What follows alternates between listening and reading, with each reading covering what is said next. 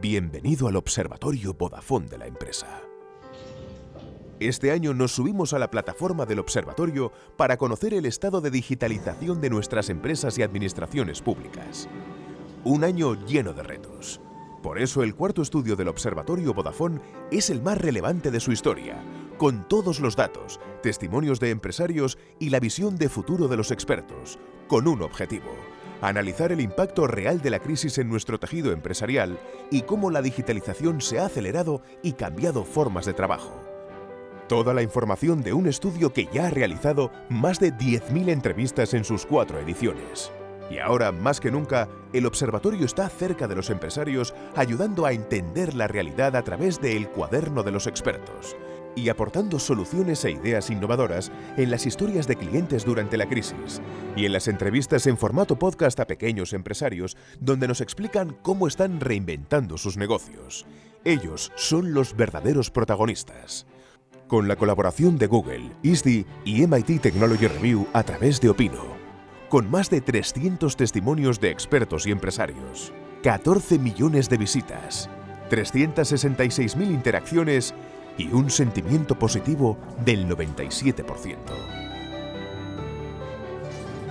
Bienvenido al Observatorio Vodafone de la empresa.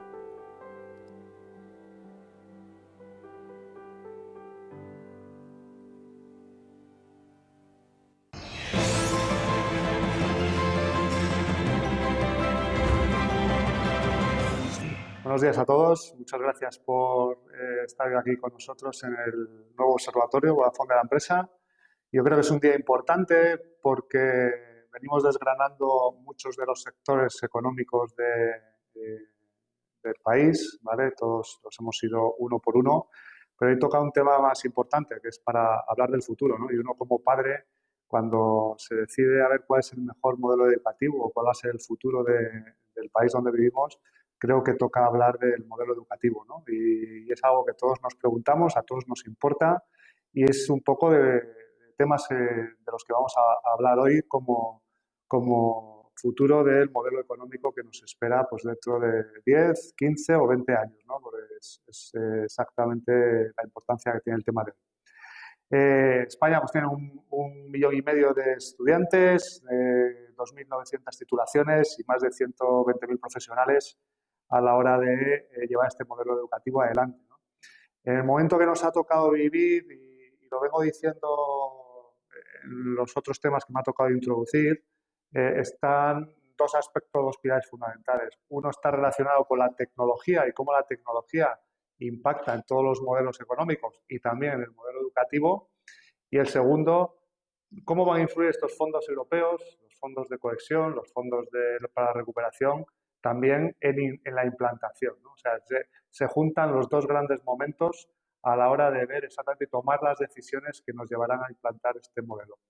Creo que es importante resaltar esos 1.500 millones que va a haber en la digitalización del modelo educativo, que fundamentalmente deberían valer para dos cosas. Una, para eliminar esa brecha digital, llevar al mínimo exigible a que una sociedad mejor educada sea una sociedad mejor. Durante este año de pandemia se ha trabajado, nosotros desde Vodafone hemos trabajado mucho para que la gente no quedara excluida socialmente ni educacionalmente de estos modelos que han venido totalmente de manera disruptiva, de la noche a la mañana, en modelos totalmente no presenciales, que ahora los llamamos híbridos, pero que ha supuesto un auténtico pesadilla para mucha gente, ¿no? Hemos trabajado mucho en dotar las operadoras y todo el sector tecnológico a los estudiantes, ya sean de primaria, de secundaria, porque cada uno tiene sus propios retos, o universitarios, de dotar de toda esta tecnología que les pongan el mínimo necesario para poder empezar a aprender, ¿no? Pero a partir de ahí toca hablar de algo mucho más allá, ¿no? De realmente cambiar ese modelo productivo, ese modelo educativo de la mano de la tecnología o de tecnologías más disruptivas, como son el 5G, como son la realidad aumentada, la realidad virtual, los modelos de colaboración e innovación entre los estudiantes y la comunidad educativa. De todo eso es de lo que vamos a hablar hoy con los que realmente saben, que es la gente que lo ejecuta y lo diseña, ¿no? Entonces tenemos un panel de expertos que hoy vamos a poder dialogar con ellos y que estoy tremendamente orgulloso de poder introducir hoy aquí. Os doy las gracias previamente y al final resumiremos un poco toda vuestra sabiduría en el tema y espero que lo disfrutéis tremendamente.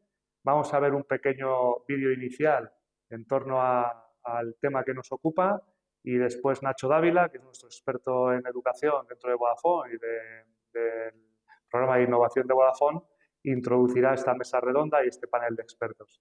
Veamos el vídeo adelante y muchas gracias por estar aquí con nosotros. Imaginar. Imagina un mundo donde todas las personas tuviesen acceso a la mejor educación. No importa quién eres, dónde vives, o si estás en un aula o en casa. Se trata de dar a todos un futuro mejor, en tiempos buenos y en tiempos desafiantes. Es por eso que hemos desarrollado Connected Education, con conectividad rápida, dispositivos, software de colaboración en el aula y contenido basado en planes de estudios. Podemos entregar un aula digital segura a cualquier dispositivo en cualquier parte del mundo. Connected Education tiene el poder real de cambiar la forma en que aprendemos. Los estudiantes pueden acceder a una gran cantidad de contenido en línea, desde el hogar o la escuela. Los profesores pueden educar de formas nuevas y emocionantes. Las escuelas tienen los últimos recursos digitales al alcance de su mano. Con estas nuevas habilidades digitales podemos comunicarnos, colaborar y crear. Podemos construir un futuro mejor. Together we can.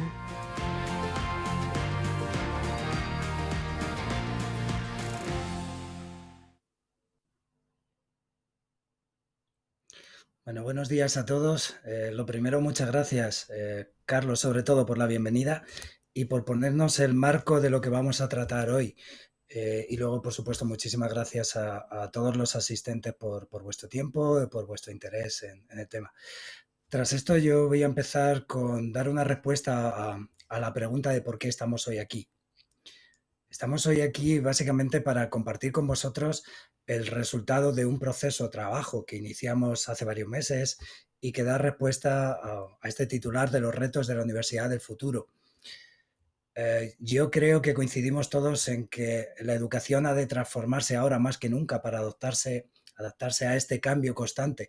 Y para ello contamos con 3 palancas principales que ya un poco introdujo Carlos, ¿no? Creo que son la tecnología, la metodología y la innovación. Pero creo que es el momento de introducir a las personas, a los panelistas y a los participantes en nuestra mesa redonda, que son ellos quienes tienen obviamente la experiencia y el expertise para hablar de estos retos. Y bueno, les voy a presentar acto seguido a nuestros panelistas, empezando por Andrés Prado, director TIC de la Universidad de Castilla-La Mancha. Hola, Andrés. Hola Nacho, hola a todos, muchas gracias por contar con nosotros.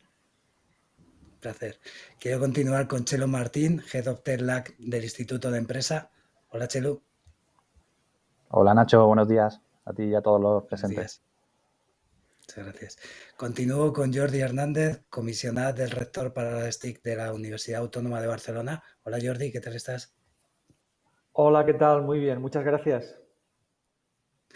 Y finalizo con Miguel Ángel Peguero, CEO de la institución educativa SEC y CEO de Universidad Camilo José Cela. Hola Miguel Ángel, ¿qué tal estás? Hola, buenos días. Muchas gracias por la invitación. Un poco identificamos dentro de este informe este primer reto, que era cómo mejorar la experiencia del aprendizaje a través de la tecnología. Y en esta ocasión yo quiero empezar con Miguel Ángel para que nos cuente un poco cuál es su opinión, cuál es su idea de cómo mejorar esta experiencia de aprendizaje. Sí, pues bien, en realidad para mejorar la experiencia de aprendizaje del alumno hay que convivir la parte académica y la parte de tecnología y hay que combinar las mejores metodologías en ese sentido. Una de las partes importantes que considero es toda la gestión de contenidos. Realizar un buen contenido interactivo, digital, basado en audiovisual, complementa mucho la experiencia educativa en clase. El modelo del profesor con el PowerPoint y demás yo creo que cada vez está más desfasado y tenemos que buscar nuevas fórmulas de asimilar el contenido de en diferentes dispositivos, de diferentes lugares y tenerlo siempre accesible. Entonces, ese es uno de los puntos. Otro es pues, dotar de medios en las aulas para poder asistir a la clase tanto de forma presencial como de forma online, y que el alumno pueda decidir cuál es, en función de su conveniencia o de su disposición, poder disfrutar del contenido de la clase de una forma u otra. Y también la inteligencia artificial, proporcionando asistentes al propio alumno para la asimilación de contenidos, pues también es un punto importante, combinado con otras tecnologías como pueda ser el blockchain para temas de certificado, 5G, etcétera. O sea que hay un pool hoy en día de tecnologías muy potentes con las que podemos trabajar y mejorar esa experiencia del alumno dentro de las aulas. Genial. Muchas gracias, Miguel Ángel. Coincido, obviamente, como no podía ser de otra manera. Creo que también hemos aprendido mucho y he aprendido mucho de vosotros durante este informe. Y vamos a ver si Andrés también coincide. Andrés, ¿cómo lo ves tú? ¿Cómo podemos mejorar esa experiencia de aprendizaje? Bueno, yo creo que coincidimos bastante y así se demostró en las dinámicas de trabajo que vinimos realizando en estos meses.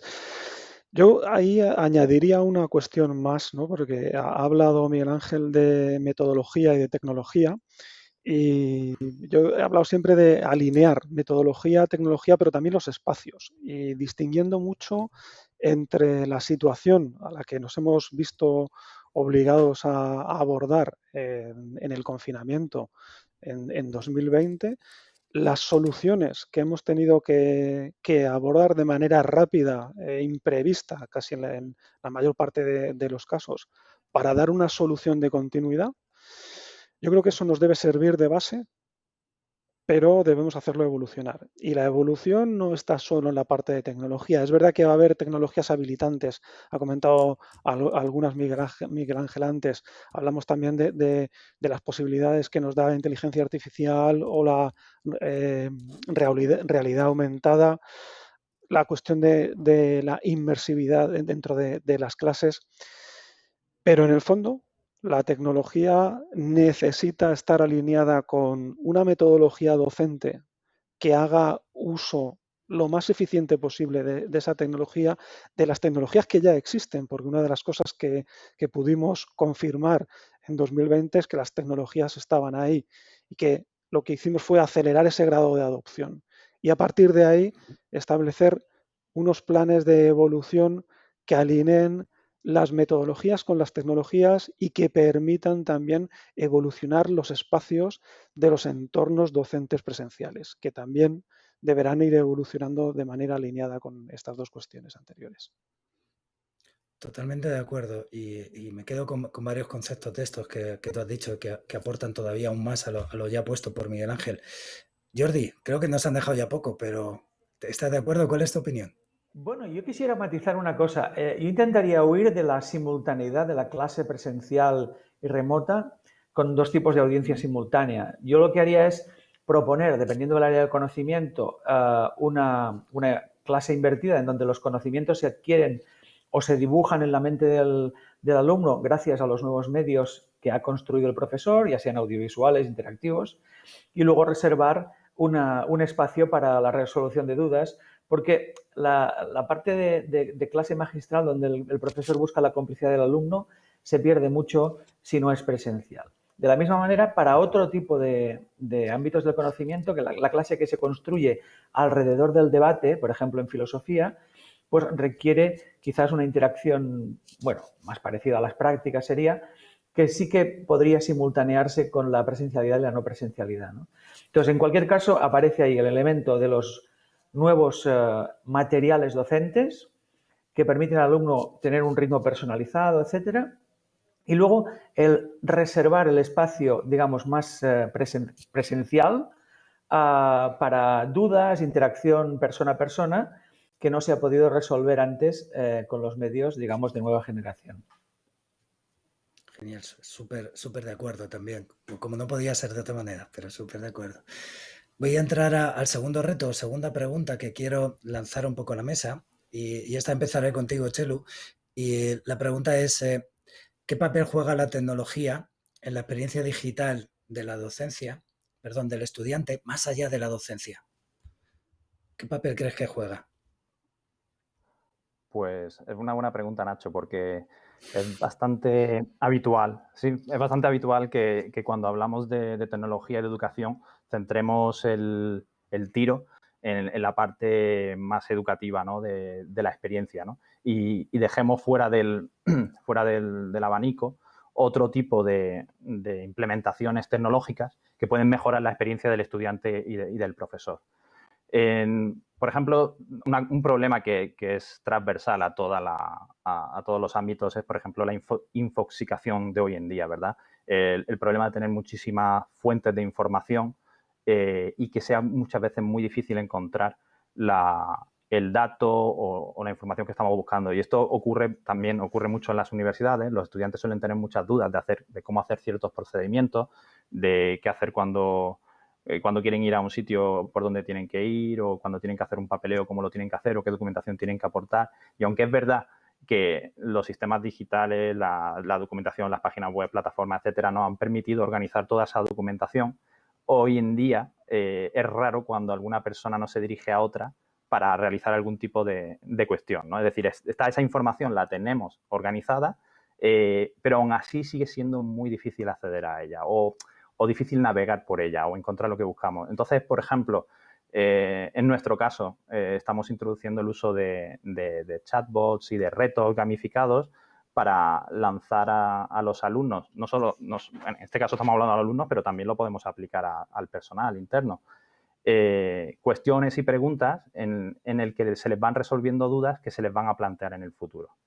Cómo tengo que hacer la matrícula, cuando llegue qué tareas tengo que hacer, etcétera. Y todo eso, gracias a la tecnología, pues podemos hacer eso, un proceso gamificado que sea de interés para los alumnos y que les permita ir accediendo a una información que van a necesitar.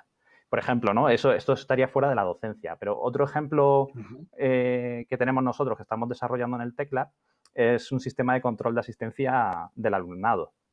Nosotros, pues bueno, pues por obligación del Plan Bolonia se hace un control de la asistencia.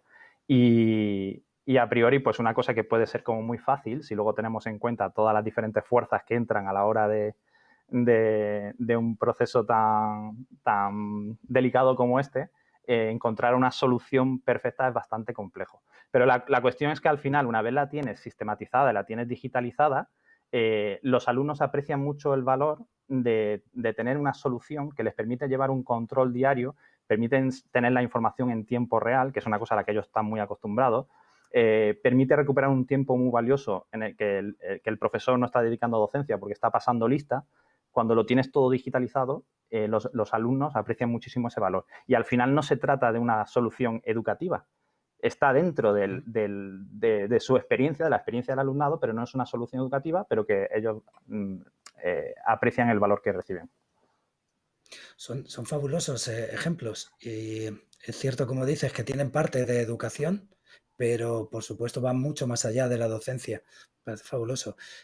Miguel Ángel, vuelvo contigo. Cuéntanos un poco cuál es tu opinión. ¿Qué papel juega esta tecnología más allá de la docencia?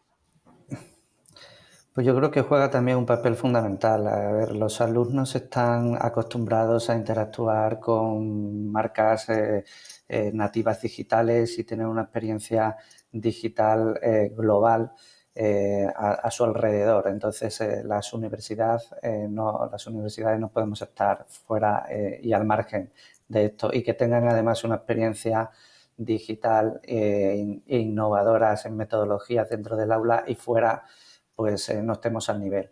Entonces, para mí uno de los principales retos es todo lo que tiene en relación al service management, la gestión del servicio en este sentido. De tal manera que, por ejemplo, nosotros tenemos un catálogo de servicios a disposición del alumno y del personal interno en el que pueden hacer cualquier tipo de petición, cualquier tipo de incidencia, reportar cualquier tipo de incidencia que vean dentro del campus y que independientemente de que tengan que intervenir diferentes departamentos, hay un workflow por detrás, una serie de procesos digitales que hacen que esa experiencia, digamos, sea mucho mejor, mucho más rápida y transparente para el alumno, evitando que el alumno tenga que ir a un sitio físico, que tenga que ir de un departamento a otro o cualquier otra forma, ¿no?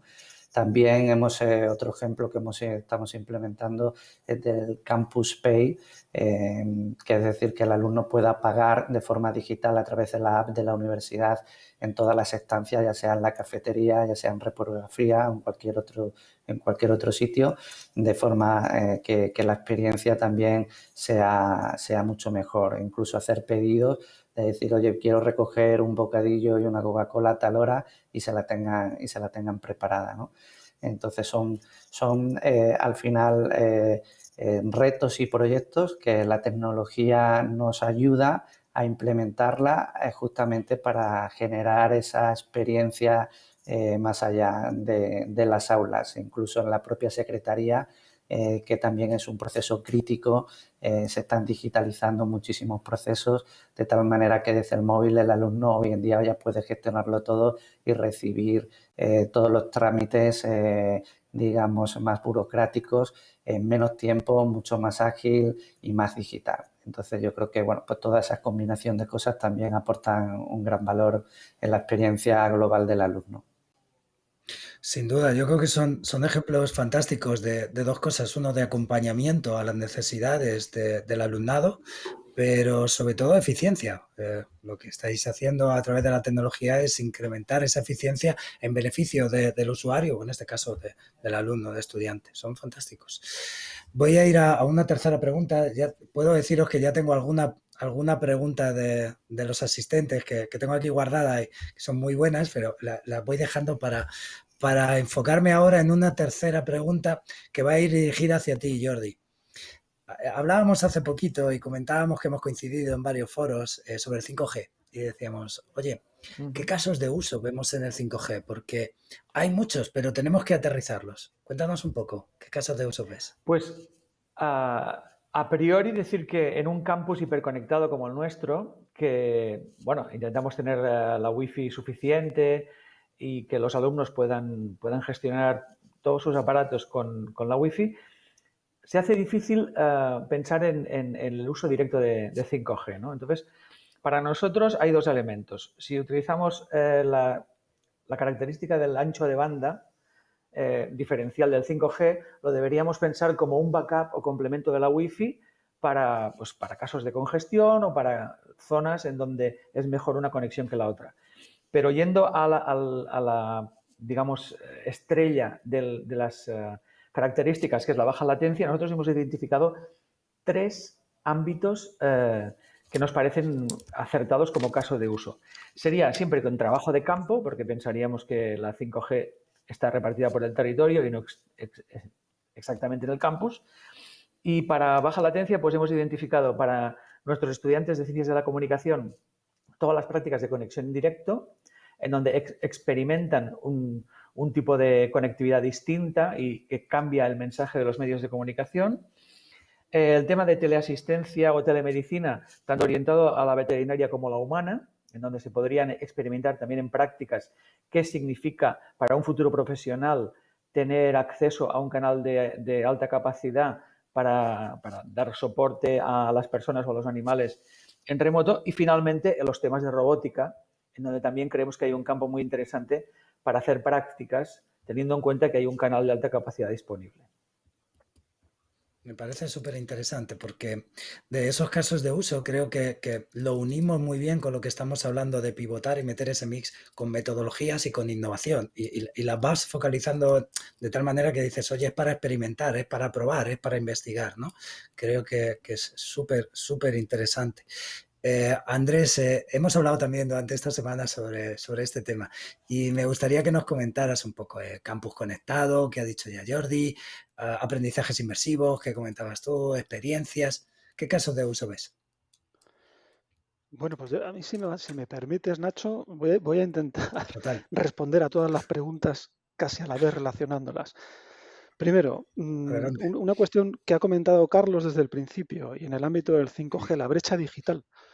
Me parece fundamental que el despliegue se haga con el concepto de brecha digital ya desde el principio y que eso sea lo que nos permita el utilizar la tecnología para establecer sobre ello contenidos, como comentaba antes los compañeros. Además, me parece que va muy ligado también o puede ir muy ligado a los ámbitos de docencia. Ya Jordi nos ha comentado algún par de ejemplos. Esa baja latencia, esa alta capacidad nos podría dar eh, una vía para llegar a contenidos audiovisuales que llegasen a entornos de clases inmersivas. Pero para eso, y ahora lo relaciono un poco con lo primero, también es necesario adaptar, en muchos casos, alinear metodología y espacios. Y aquí también me gustaría referirme a alguna cuestión que ha comentado antes Jordi, hablando de la simultaneidad. Efectivamente, yo creo que debemos también evaluar la situación que hemos pasado en 2020 y algunos de los escenarios hay que repensarlos porque fueron escenarios de contingencia. Un ejemplo muy claro para mí es el de las aulas híbridas. Las aulas, eso que hemos llamado aulas híbridas, han sido soluciones de contingencia. No creo que persistan tal y como las hemos estado utilizando, porque realmente exigen al docente enfrentarse a la vez, quizá al peor de los escenarios, a tratar de utilizar la misma metodología simultáneamente en dos entornos que conceptualmente son distintos y que comentaba también antes Jordi, incluso en los propios contenidos a utilizar y en las actividades docentes a plantear, deberían ser absolutamente diferentes.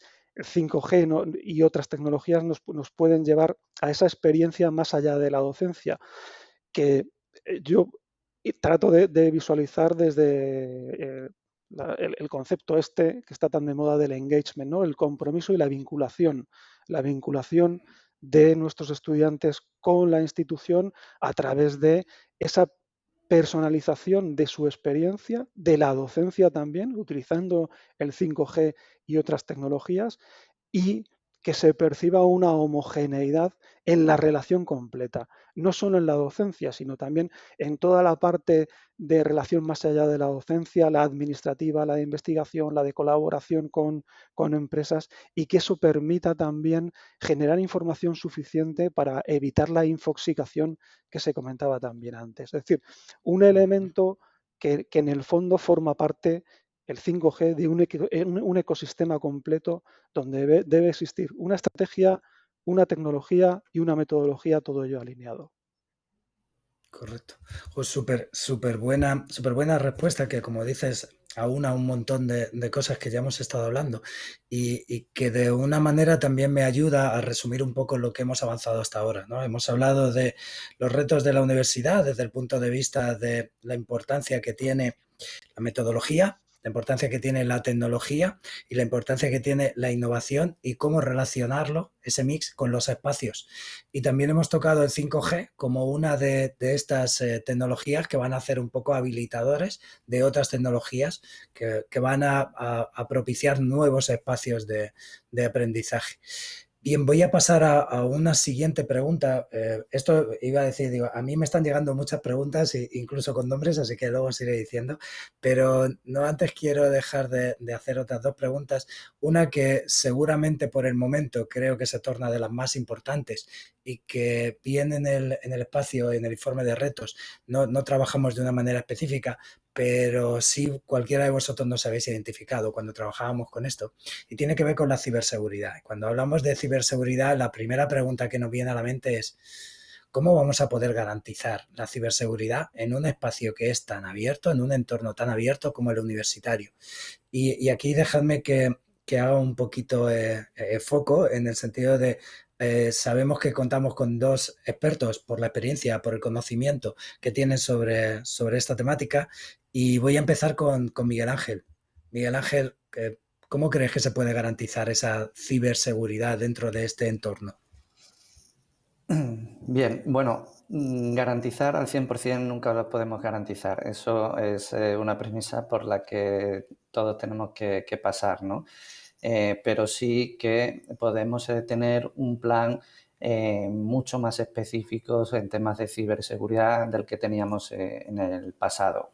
y que tenemos que tener justamente ese plan de acción de cómo proteger la infraestructura crítica, digamos, de la universidad, al mismo tiempo que proteger al endpoint, a los usuarios finales y a los alumnos y, por tanto, a toda la comunidad. Y aquí el reto lo apuntas también que, bueno, pues ya no se trata solamente de un perímetro cerrado, sino que con el teletrabajo y con los dispositivos conectados prácticamente desde cualquier sitio, pues se abre todavía más las puertas o las posibilidades de amenazas en este sentido. Entonces, con un plan, mi recomendación, por ser más concreto, tener un plan muy concreto de ciberseguridad, en el que además requiere de un presupuesto específico para ello, que tenemos que ser conscientes de que necesitamos ese presupuesto y esa dedicación y ese plan concreto.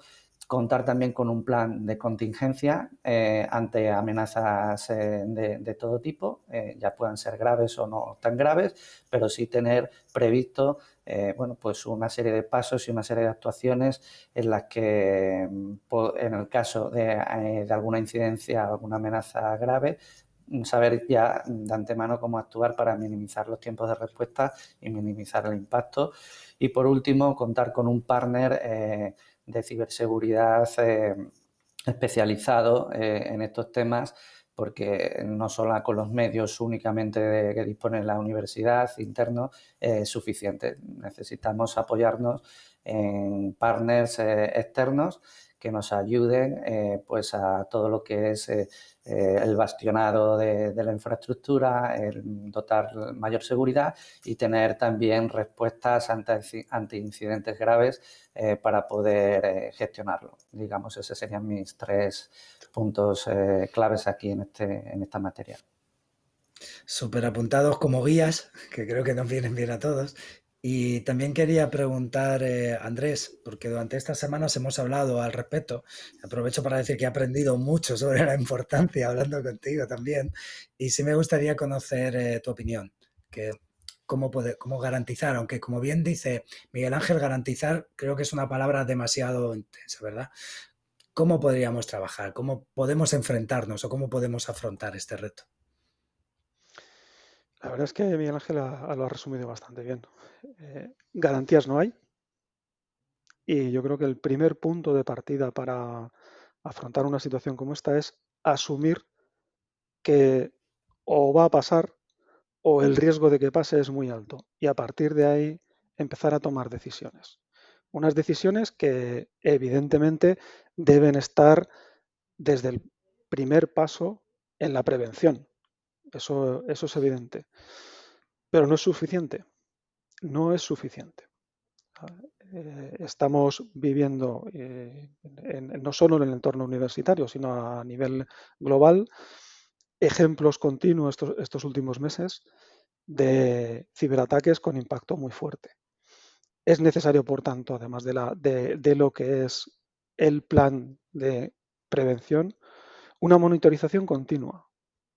La mayor parte de los ciberataques ocurren los fines de semana, ocurren las noches y el tiempo de reacción es absolutamente esencial. Si no hay una monitorización continua de las infraestructuras críticas para la universidad, para la administración pública en general, vamos a correr un riesgo demasiado alto. Y por otro lado, asumiendo ese alto grado de prevención, esa monitorización, pero también esa altísima exposición a la que estamos sometidos desde las universidades, es absolutamente clave saber cómo reaccionar cuando una noche te suena una alarma y te das cuenta de que ese es objeto de un ciberataque con un impacto muy alto en la institución. Esas primeras horas de actuación son absolutamente claves y no deben ser improvisadas. No deben ser improvisadas. Y todo pasa por asumir lo vulnerables que somos y con ese riesgo como premisa tratar de actuar.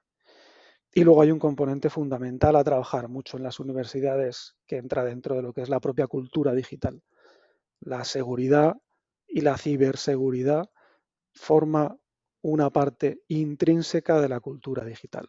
Yo creo que hemos avanzado mucho en general, pero también en la aceleración que hemos sufrido en 2020, pero me temo que tenemos mucho recorrido y ese equilibrio tan complicado entre seguridad y funcionalidad, más aún en entornos abiertos y permeables como los de las universidades, donde el entorno interno es a la vez también externo, donde hay una misión de docencia, pero hay una misión de investigación, donde hay también un ámbito cultural. Somos absolutamente permeables, pero es que la situación y el contexto digital ha cambiado y la amenaza es real.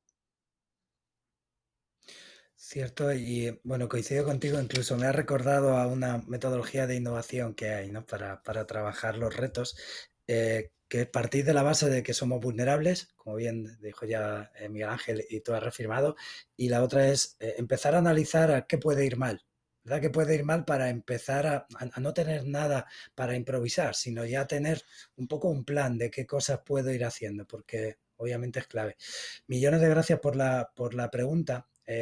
Que sepáis que esto sigue entrando un montón de preguntas, incluso dirigidas, pero antes me queda una que hacerle, antes de pasar, me queda una que hacerle a Chelu, directamente porque tiene que ver mucho necesitamos una opinión de un experto en proyectos de innovación educativa. Entonces, Chelu, a mí me gustaría saber de tu lado es cómo se pueden aplicar esos entornos híbridos de los que hemos estado hablando hace rato en la enseñanza, en el sistema educativo. Esto es, ¿cómo podemos meternos en proyectos de realidad virtual, de realidad aumentada, de realidad mixta? ¿Cómo se pueden aplicar estos entornos?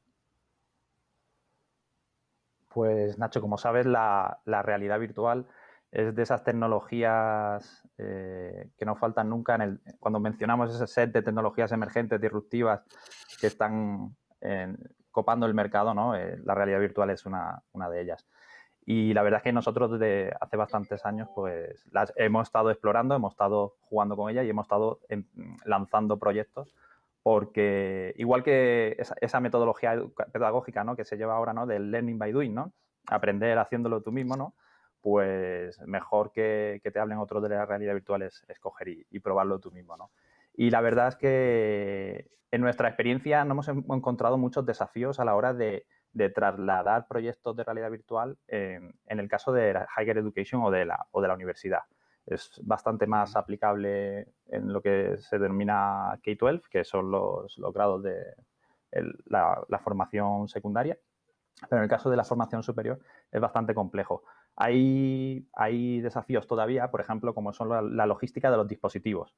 Las gafas de realidad virtual se tienen que configurar, se tienen que cargar, los alumnos pueden desconfigurarlas, se tienen que transportar al aula. Esto hace que sea bastante complicado usarlas en el día a día en un aula. Sí que tiene aplicaciones más en el caso de experiencias remotas, sí que es más fácil usarla de manera distribuida o también se pueden usar como para entornos colaborativos, pero no tanto dentro del aula, sino como esas otras realidades que empezamos a tener ahora de educación a distancia, ¿no? Un poco como mencionaba antes Andrés, las aulas híbridas ha sido un claro ejemplo de contingencia, bueno, pues adaptarnos a la situación, pero también nos ha permitido explorar. Y hay soluciones que sí que a las que se pueden trasladar las gafas de realidad virtual, que pueden venir un poco presentadas por esta situación que se nos ha planteado. En el caso hay un caso en concreto que a mí me gusta mucho, que de hecho es de una empresa española, una aplicación, se llama Labslang, y yo tuve la suerte de poder usar este año pasado esta aplicación con mis estudiantes. Y no es realidad virtual, el concepto son laboratorios remotos. Entonces, es una realidad virtual, pero en este caso, en realidad es una realidad real que lo estás viendo de manera virtual. Fue muy interesante el caso porque en esta situación de confinamiento yo tenía una asignatura de prototipado en la que quería que mis alumnos practicaran con robots y que los programaran y que hicieran carreras con robots. Y claro, no se daban las condiciones ideales para ello, porque no podíamos hacer llegar un robot a cada uno de nuestros alumnos. Sin embargo, en esta plataforma de laboratorios remotos, lo que estábamos era usando robots que estaban en una universidad distinta a la nuestra. Y era súper interesante porque el alumno se conecta telemáticamente, programa el robot telemáticamente y a través de una webcam puede ver el funcionamiento del robot y puede ver si su código funciona o no funciona. Entonces, lógicamente, la experiencia no es la misma que si tú estuvieras tocando el robot, pero sí que permitimos que los alumnos programaran, que vieran si el robot funcionaba y bueno, pues al final, como digo, es como una especie de realidad extraña, pero que nos aporta mucho valor cuando existen otros factores limitantes que no nos permiten llegar al caso ideal que quisiéramos. Ahí es donde se ve que como la tecnología nos permite, pues eso, superar estos escollos, estas barreras que nos presentan a veces la naturaleza, ¿no?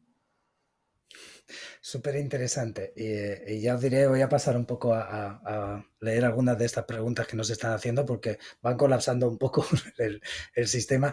Y os diré que ha generado tanto interés la parte virtual, que de hecho la primera que voy a lanzar es sobre esto y voy directo, o tiene un nombre directo.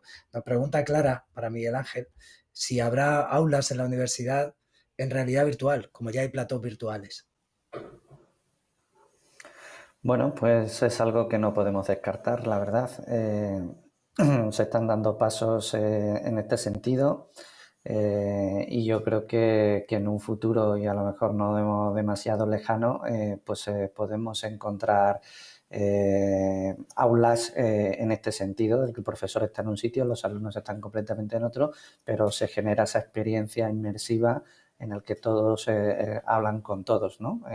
Esto ya incluso en las noticias ya se están viendo algunos casos de usos en telediarios que entrevistan a personas en el plató, no estando en el plató, ¿no? Entonces, yo estoy convencido de que los tiros van por ahí y que posiblemente en algún caso nos lo encontraremos no tan lejanos en el tiempo. Seguro, yo creo que habrá que probar como todo y todo lo que estáis diciendo todo el rato es probemos y veamos si tracciona o no tracciona y si esto tiene interés. Hay una de esas cosas que al final también nos genera a todos un poco de inquietud y es una pregunta también que Javier nos lanza en general y dice, oye, ¿la tecnología suplantará las aulas? Que es un poco lo que acaba de decir Miguel Ángel y en ese caso, ¿creéis que, porque creo que, no sé si ha sido antes Andrés, y te voy a tirar entonces a ti la pregunta, Andrés, pero ¿cómo se hará? ¿Recibiremos los alumnos unas gafas de realidad virtual en casa? ¿O cómo crees que será esto? A mí me gusta distinguir siempre el concepto de universidad digital de universidad online. Y yo creo que las naturalezas de las universidades son diversas y lo seguirán siendo. Yo no concibo una universidad como la nuestra en un formato completamente online. No. Primero por motivos pedagógicos y luego por la propia naturaleza de instituciones de carácter regional como la nuestra, con una capacidad de arraigo muy fuerte en la región. Eso sí, deberán ir incorporando tecnología, deberán ir haciéndose cada vez más digitales. ¿Habrá aulas como las que comentaba Miguel Ángel antes? Seguro, pero siempre que se garantice una interacción adecuada entre estudiante y profesor. Es decir, no veo un plató de clases magistrales, o por lo menos no lo veo como el modelo único a utilizar ni en una universidad online ni en una universidad digital, como la que comento. Entonces, yo creo que la tecnología, como decía al principio, debe estar alineada con la metodología y con los espacios, teniendo en cuenta de que es verdad que se abre un nuevo espacio como los que nos han ido comentando los compañeros. Hay un espacio digital también que complementará al espacio físico. Yo en eso estoy absolutamente seguro de que irá ocurriendo, del mismo modo que las amenazas, y relacionándolo con los términos de seguridad, ya no son solo físicas, sino que hay un espacio más, que es el espacio digital, donde también tienes que tener en cuenta a la hora de diseñar tu análisis de riesgos, ¿no? Pues en el término de la docencia, mi percepción es similar. Estupenda respuesta. Voy a una que a mí me llama mucho la atención. Primero, va hacia ti, Jordi, pero me llama mucho la atención porque es algo que no hemos tocado, pero que, como decía antes Chelo, pero hay determinadas tecnologías que están en ese pico de Gartner, ¿no? En ese pico de que van a ser punteras. Y va para ti, te leo, ¿qué papel juega la computación cuántica en el análisis de datos? Realmente es el futuro. Y va para ti porque hemos hablado hace poquito también de esa parte de datos, tú y yo. Creo que es una muy adecuada pregunta. Bueno, la computación cuántica yo creo que genera muchas expectativas, ¿no? Hay una que es un poquito más, digamos, tremebunda, que es que puede romper muchos esquemas criptográficos y eso significa romper muchas de las seguridades que hay en este momento en la industria, ¿no? Y la otra es que por la misma cantidad de potencia disponible, abre nuevas capacidades, ¿no? Entonces es muy importante entenderla correctamente, no solo desde el punto de vista de la potencia que tiene, sino desde el punto de vista de las nuevas operaciones que permite, ¿no? Entonces esto hay que, digamos, construirlo desde las aulas, generar todo ese conocimiento, ordenarlo, transmitirlo a los alumnos, porque claro, cuando estás en el borde del conocimiento hay que generar todo ese pozo para que luego se pueda usar y, bueno, pase de ser un conocimiento a trasladarlo a una tecnología y a un uso, ¿no? Ese time to market que queremos disminuir siempre. Bien. Muchísimas gracias, Jordi, y gracias, Francés, por la pregunta, que no había dicho tu nombre. Voy a intentar cerrar con una pregunta, el turno de preguntas que nos están reportando los asistentes. Y esta es de Leticia y va para ti, Chelu. Creo que es súper interesante también. Y ¿la tecnología juega algún papel en relación entre las empresas y las instituciones educativas? ¿Qué papel crees que juega esa tecnología entre esos dos mundos que vemos que cada vez parece que están más cerca, ¿no? Sí, totalmente. O sea, de hecho, generalmente las empresas van un pasito normalmente por delante o sea, la tecnología que utilizan en las empresas suele ser muy core con respecto a su modelo de negocio y siempre hacen una inversión muy fuerte, ¿no? Mucho más de lo que generalmente las universidades se permiten en ese tipo de... para sus procesos, para soportar sus procesos. En ese sentido, todo lo que sea digitalización de la educación no solo favorece... ¿Cómo favorece al estudiante? Vale, pues haciendo uso de esa tecnología, el estudiante cada vez se siente más cómodo enfrentándose pues a ciertas aplicaciones, a ciertos procesos, a cómo se lleva la información de un sitio a otro, cómo se almacena la información. Si no existiera esa exposición del estudiante a la tecnología durante el proceso pedagógico, ¿no? Durante los años de la universidad, cuando saliera al mundo de la empresa, existiría un gap muy grande entre la formación que ha recibido el estudiante y las skills, las habilidades que va a tener que aplicar, independientemente, lógicamente, de las que sean más propias de nicho, de la formación concreta que haya recibido, ¿no? En ese sentido, lo más importante para nosotros es intentar que haya un hilo que se mantenga como una continuidad, que el alumno vaya adquiriendo unas competencias digitales para que cuando salta al mundo de la empresa tenga ya esas capacidades que además son una de los puntos que más se están demandando últimamente, ¿no? De cuáles son las habilidades más demandadas, ¿no? Por el pensamiento crítico, análisis, competencias digitales. Ahí está, ¿no? Entonces, pues súper importante. Genial, fabulosa respuesta que además me une mucho con lo que decía un poco al principio Carlos y también reformulabais todo, ¿no? Intentemos arreglar esa brecha digital, intentemos dar esas capacidades digitales a nuestro alumno, ¿no? Y a nuestro país. Oye, ya nos quedan muy poquitos minutos y es verdad que me quedan muchas preguntas pendientes a mí personalmente y por lo que veo también a los asistentes.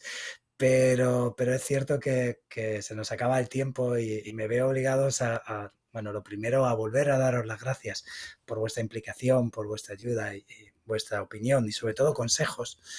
y obviamente intentar ya pasar a cerrar la mesa. Así que lo primero, muchas gracias a todos, Miguel Ángel, Andrés, Jordi, Chelu, por vuestra participación, por vuestro tiempo, por haberos dejado meter en este lío que iniciamos hace tiempo. Y sin más, bueno, ya voy a pasar un poco a cerrar mesa y a resumir por nuestro lado. En este punto, yo de todo lo que hemos hablado, me voy a quedar con un par de ideas que he ido anotando según íbamos hablando. La primera con la que me quedo, básicamente, es la importancia de hacer un buen mix, que creo que ha salido muchas veces entre metodología, tecnología, innovación y los espacios, que como decía Andrés en una última parte, espacio también entendemos por el espacio digital. Para mí eso sería un buen punto para quedarse. Y otro punto para quedarse para mí, como resumen, es la importancia de apoyarnos en tecnologías para ofrecer una experiencia digital al estudiante que esté más allá de la docencia, que no se quede solo en la docencia. Y esto incluye todo tipo de tecnologías, incluyendo también la parte de ciberseguridad. Al final, yo creo que con estos dos líneas me quedaría. Realmente no nos queda más tiempo, así que lo que voy a hacer es dar paso a Carlos Becker para que nos dé la despedida. Carlos, ¿estás por aquí? Genial.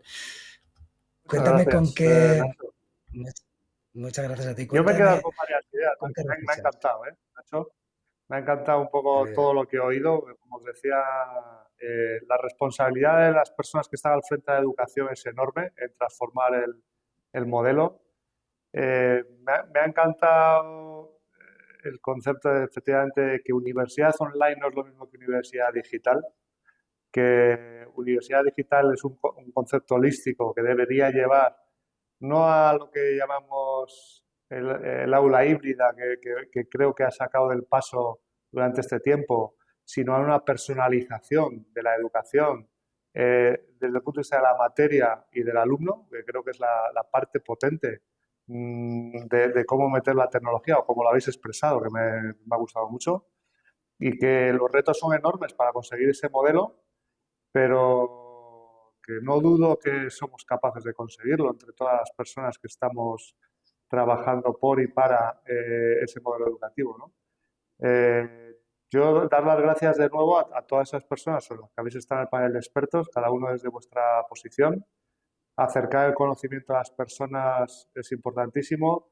Hay de un tema que a lo mejor no se ha hablado demasiado, pero me gustaría sacar, que es la colaboración de la universidad con el mundo privado, que siempre parece que el modelo perfecto no existe. Yo creo que vuelvo al principio de la conversación, en la cual los fondos europeos deben valer también para eso. Yo aquí doy un mensaje respecto a lo que Vodafone está haciendo con algunas de las entidades, las universidades, dentro de los consorcios para los proyectos tractores, en los cuales no olvidéis que la cadena de valor también tiene dentro las universidades, están las pymes, están las grandes empresas, están los proveedores de servicio, pero las universidades no se pueden quedar fuera de estos consorcios o ese conocimiento, ver cómo se mete dentro de los consorcios para cada una de las cadenas de valor. Y creo que es una labor de todos los que estáis metidos en el sector educativo tratar de acercarlo, ¿vale? También con la responsabilidad nuestra de haceros partícipes. Y con eso yo es con lo único que quiero cerrar como oportunidad, ¿no? El talento del futuro está en la universidad del presente y en los colegios del presente, y a partir de ahí, como siempre me gusta decir, es ilusión y valentía para afrontar los retos y superarlos.